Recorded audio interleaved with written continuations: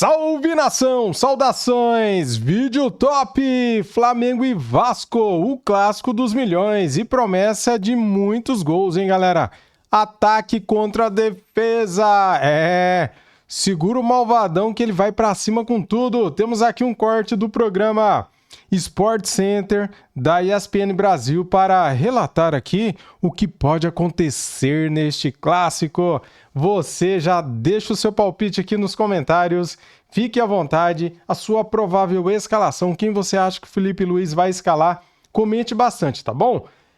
Além de você fazer isso, compartilhe a live, o vídeo, cara, ajuda bastante o nosso canal. Muito obrigado a todos vocês. Quero dar os créditos para a ESPN Brasil, link na descrição como créditos. Vamos lá. Tela, boa noite a você, boa noite aos nossos amigos e amigas.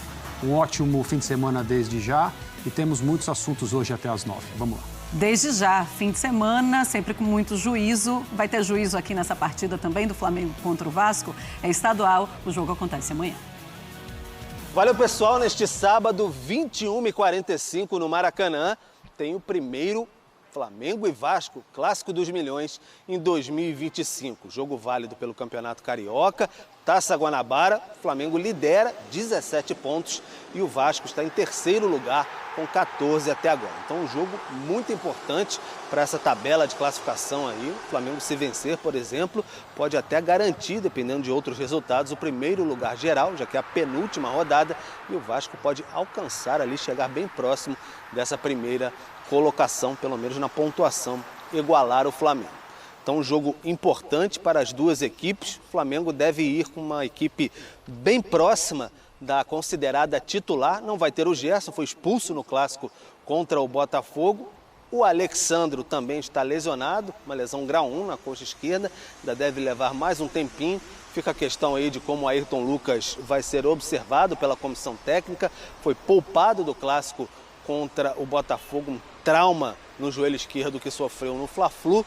E aí o Felipe Luiz deve voltar com outros titulares, né? O Léo Pereira, por exemplo, tem uma possibilidade se o Danilo não atuar.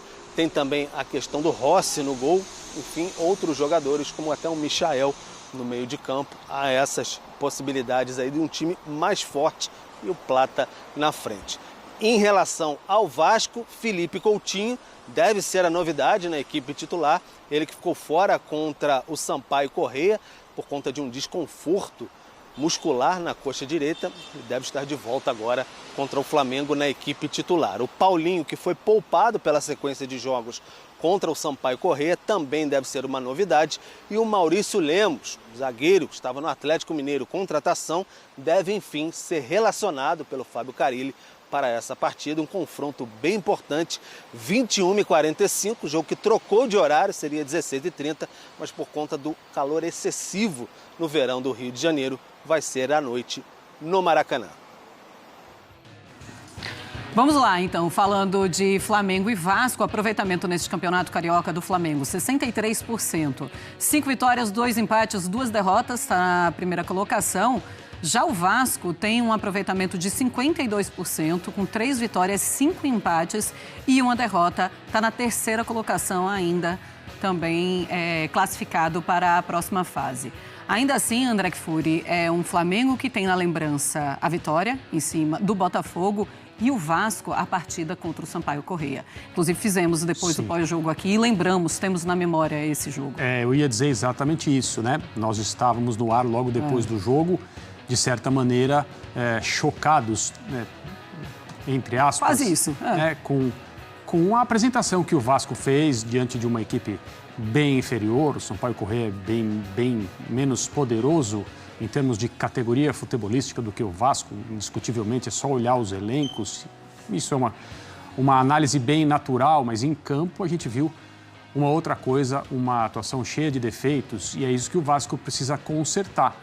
A questão do campeonato estadual é que você, muitas vezes, não tem uma rodada seguinte, entre aspas também, tranquila para fazer isso. No caso do Vasco, é o oposto, vai enfrentar uma equipe que vem jogando muito bem, seja qual for a escalação, tranquila também em relação ao seu futuro imediato, classificação, O Vasco precisa recuperar um pouco da sua imagem. Primeiro, antes de mais nada, claro, o seu nível de jogo.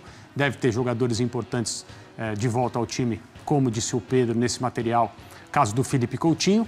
Mas a tarefa do Vasco, ela já não seria simples se o time estivesse bem, jogando perto do seu potencial máximo, deixando o torcedor tranquilo em relação ao momento.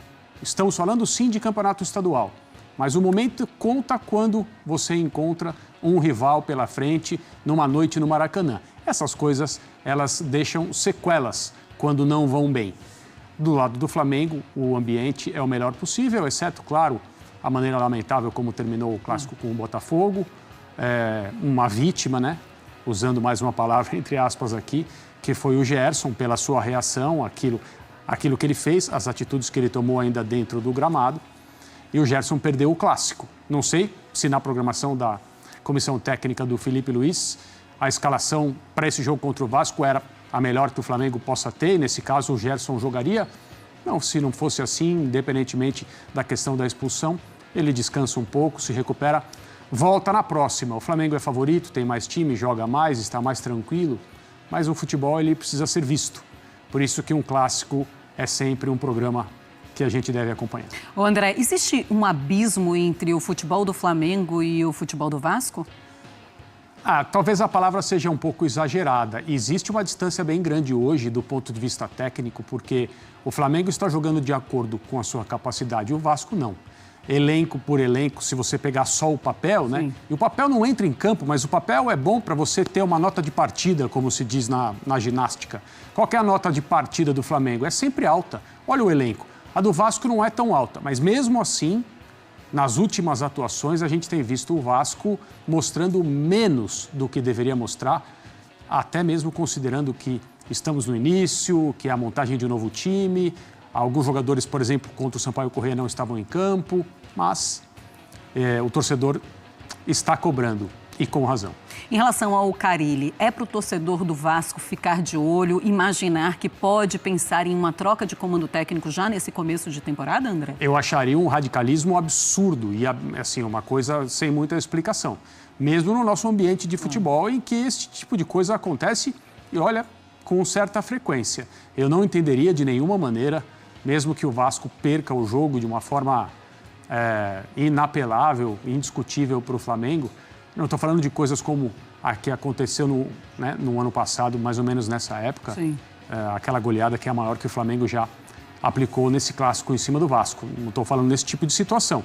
Mas eu não acho que dá para pensar nisso, porque não é assim que as coisas devem ser feitas, né? Embora aqui no nosso país os dirigentes achem que em determinadas situações é assim mesmo que é para fazer.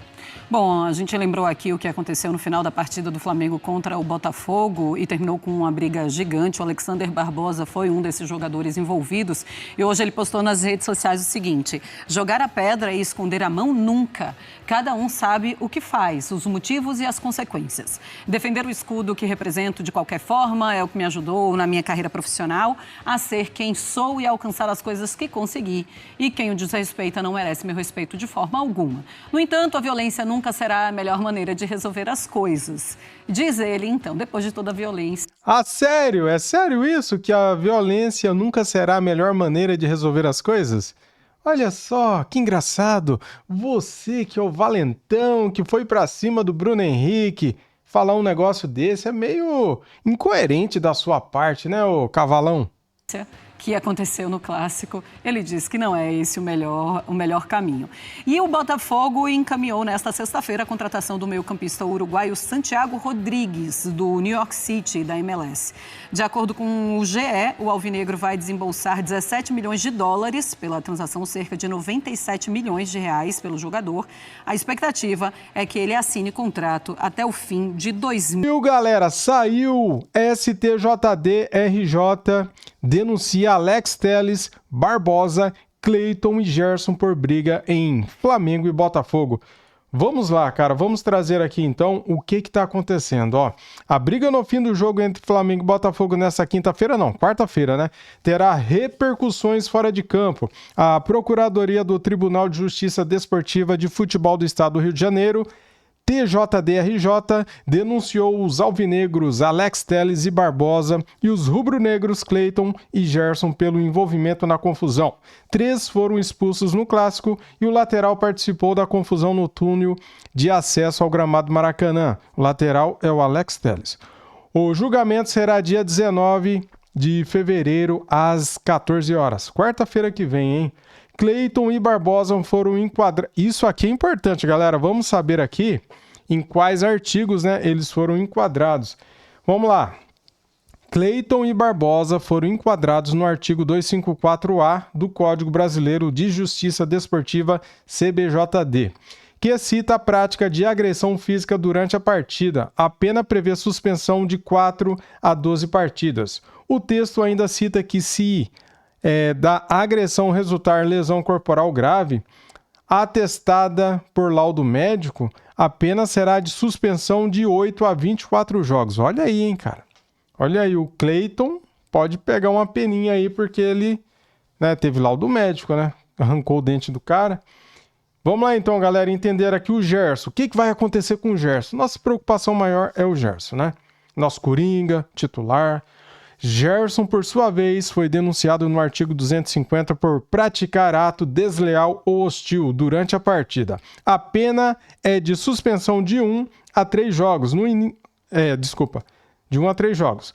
No inciso I, há a menção direta ao ato de empurrar assintosamente o companheiro ou adversário fora da disputa da jogada, ou seja, o Gerson já tem um jogo de suspensão, que é automática, né? Do cartão vermelho. Ele pode pegar de 1 a 3 jogos. De repente ele pegue mais um só, né? Vai ser julgado quarta-feira às 14 horas, então. Já o Alex Telles foi enquadrado no artigo 243-F, quando há ofensa à honra por fato relacionado ao jogo. A pena inclui multa entre R$ 100 e R$ 100 mil, além de suspensão de 1 a 6 jogos. Poderia pegar uma multa aí de R$ 100 mil e 6 jogos, né? Esse covarde aí que ficou... ele que armou tudo ali na boca do túnel. Ele fez todo mundo ficar ali esperando os jogadores do Flamengo para fazer uma emboscada, né, cara? Um covarde, um desleal esse cara, né? Eu fico, nossa, furioso com isso. Tá, galera, o mais importante é isso aqui pra gente saber, né? Então, o julgamento será dia 24... Não, o julgamento será dia 19 de fevereiro, às 14 horas, dia 19, quarta-feira que vem, tá bom? Então, vamos acompanhar, vamos trazer tudo aqui para vocês em vídeo.